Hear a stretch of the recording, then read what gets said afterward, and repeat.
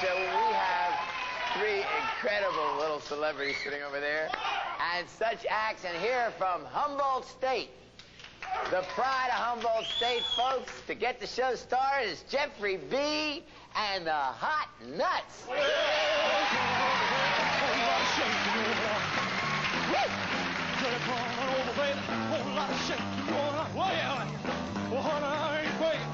Got a whole lot of shake going on.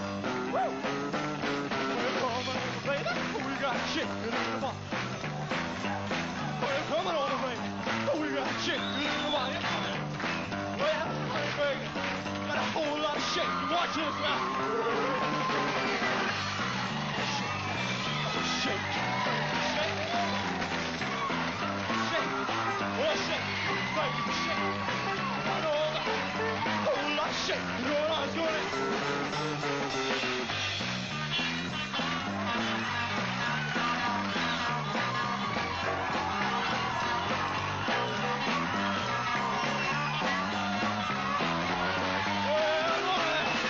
Well, come on, baby, whole lot of shit going on. Woo! There, come on, baby, whole lot of shit going on. Well, baby, got a whole lot of shit going on.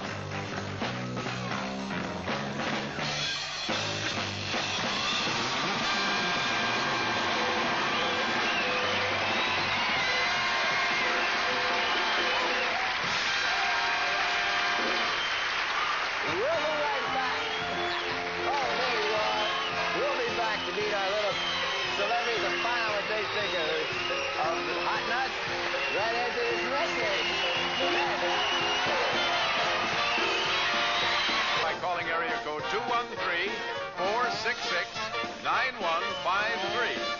Employees of ABC and the production company and members of the families are not eligible. Now back to Chuck Barris and the Gong Show. Welcome back to the old Gong Show.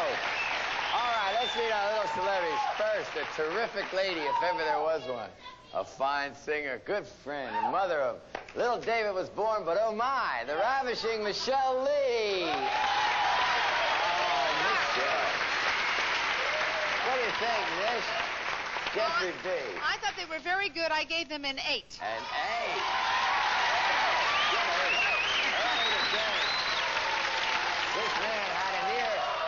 Early today, this man had a near fatal accident.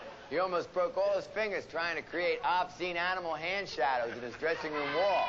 The crazy Pat McCormick. Yeah. All right. What do you think of Jeffrey being a hot nut? If the Confederate soldiers had taken what he's taken, the South would have won the war. I think that's... All right. Little hyper. Our next guest is a student of sign language, and she's great at it. I saw her turn down a date with Milton DeLugg in the band with just one finger. Ladies and gentlemen, here is J.P. Morgan. Yes. What do you think of him? Boy. What do I think of them? Those little white pants have gotten away with a lot. That gives you 20. Hey, way to go. Thank you very much. It's a pleasure. You're my best to Humboldt. All right. Ladies and gentlemen, this next guy just took a vocational test and discovered he was best qualified to be a hostage. Ladies and gentlemen, oh, he does have a way with a song. Ladies and gentlemen, here comes Bob Kohut. Do it, Bob.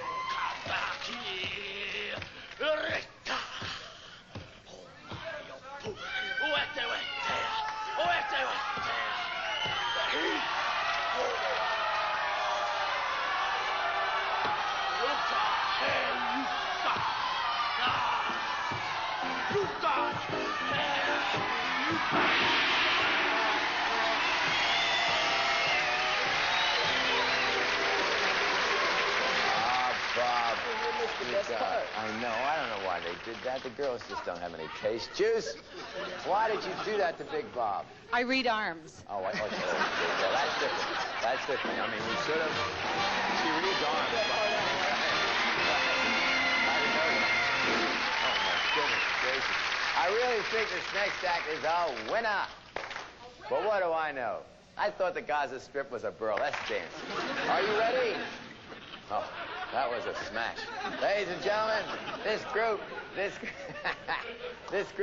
I love them. They sing the theme song of the Gong Show. It's called I Don't Know Why. Ladies and gentlemen, I Don't Know Why.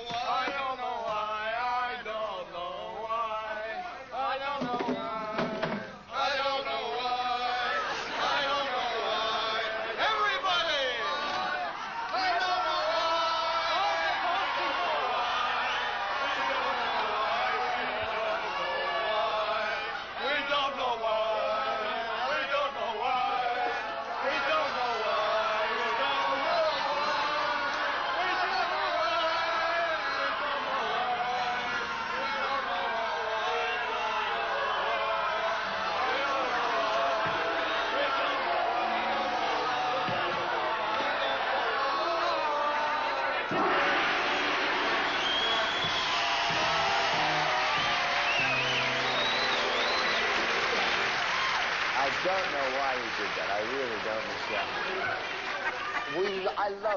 I thought you were terrific.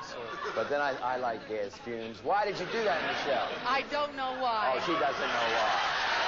Fine thing. Get off the stage, you rat fume. Get off. Get out of here. Second little clean up a little stage here. Mess. Stage is a mess. I don't know why it leaves such a messy stage. Ladies and gentlemen, here's an act that's about as exciting as having Durward Kirby as your pen pal. Ladies and gentlemen,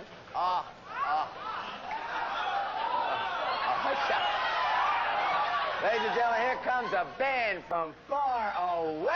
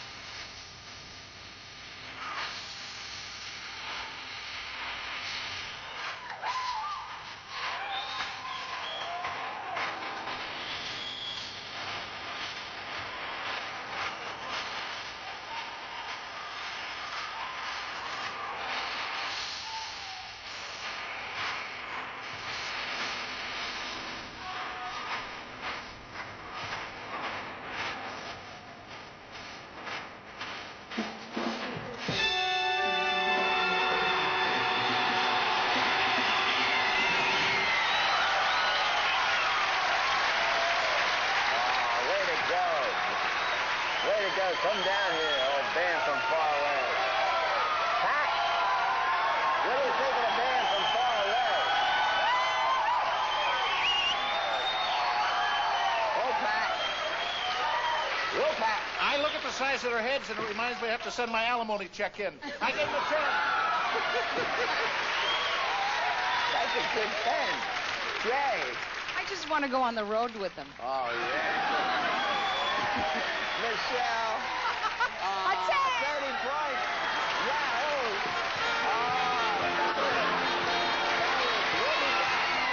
That wasn't them really singing. That was somebody else. But we don't really care about that. We'll be back with more stuff right after this message.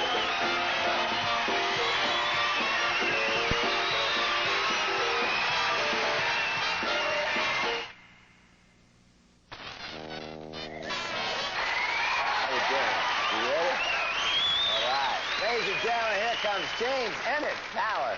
Do it, James. By Joe, we gotta go, me oh my oh. We gotta go for the hero on the bow. My Yvonne, sweetest one, me oh my oh. Son of a gun, gonna have big fun on the bow. Oh, damn the love, crawfish pie, Billy Gumbo. Oh, tonight I'm gonna see mama share of me oh. Pick guitar, fill blue jar in Mickey oh. Son of a gun, gonna have big fun on the bow. The Thibodeau, Pompadour's place is buzzing. Kids go come to see bound by the dozen. Dressed in style, go hog wild, me oh my oh. Son of a gun, gonna have big fun on the bow. Ah, jambalaya, crawfish pie, Billy Gumbo. 'Cause tonight I'm gonna see mama share me oh. Pick guitar, fill the jar in Mickey oh. Son of a gun, gonna have big fun on the bow. Son of a gun, gonna have big fun on the bow.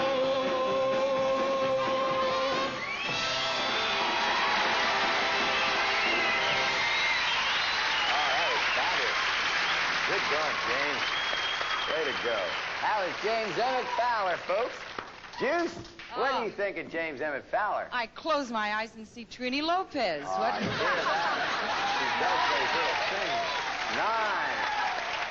Michelle, my belle. I liked him very much. A 10. Oh, she is mellowed in her little after days. Pat McCormick. I have a message for you, James. The Al Capone estate wants that hat back. All right, James Emmett, that gives you 28. That's a good score. Good score. Oh, man. All right. Folks, you thought that was good. This next guy is my personal pick. It's the person that would most likely love to be blown to smithereens. Ladies and gentlemen. Yeah.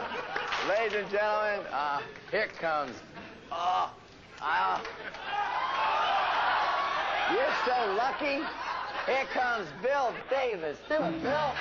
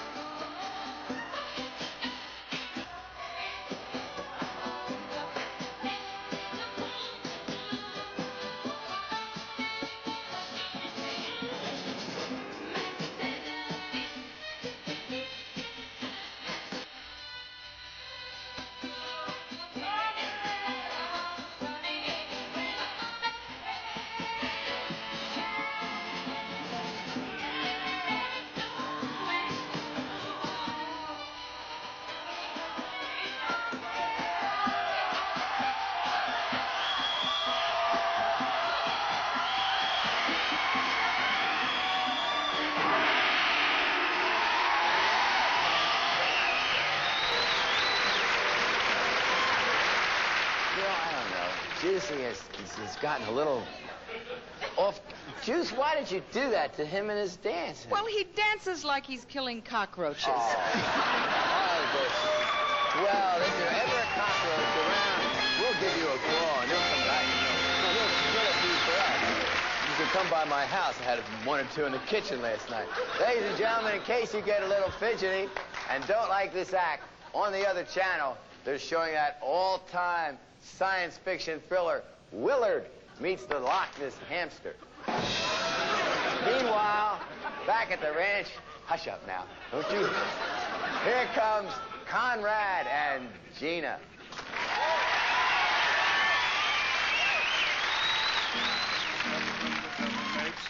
The name of the devil is communism. The Lord made them evil and he called them red. And you'll find them hiding under every bed. Young folks, old folks, everybody come. The John Birch Society will make the commies run. Mark your flags and arrivals at the door, and we'll tell you some stories that you never heard before. Well, the devil sent Clinton with a New Deal. Then he sent Harry with a fair deal. After Harry, Eisenhower comes, and they all were conscious agents of communism. Young folks, old folks, everybody come. John Birch Society will make the commies run. Mark your flags and arrivals at the door.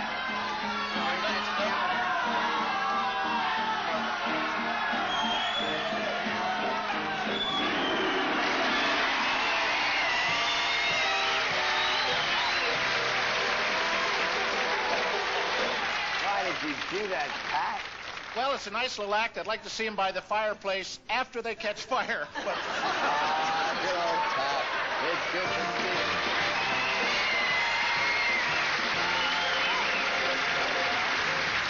Ladies and gentlemen, here comes Jimmy Caldwell. Do it, Jimmy.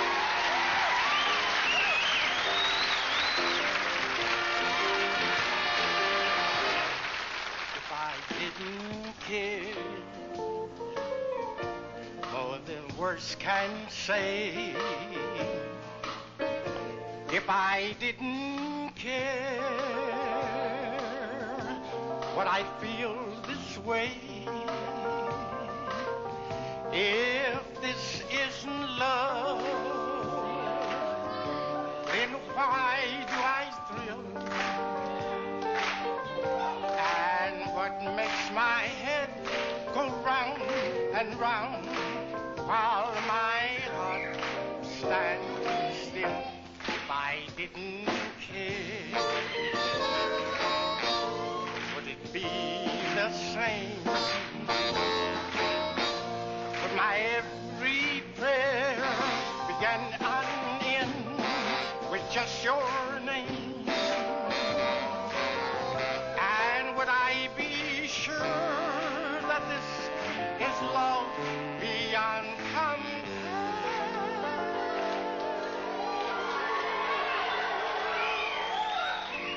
Would all this be true if I didn't care for you?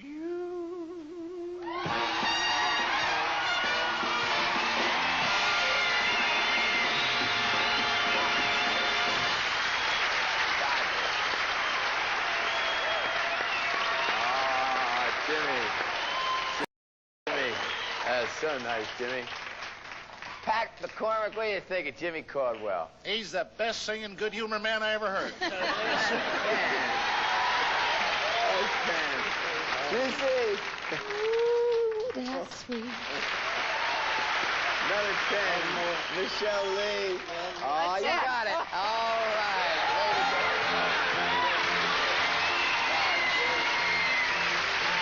All right, we'll be back with more stuff right here. Rabbit's Foot carried for... We have a tie, 30 for the band from far away, and 30 for Jimmy Caldwell. The celebrities have decided, and the winner is Jimmy Caldwell.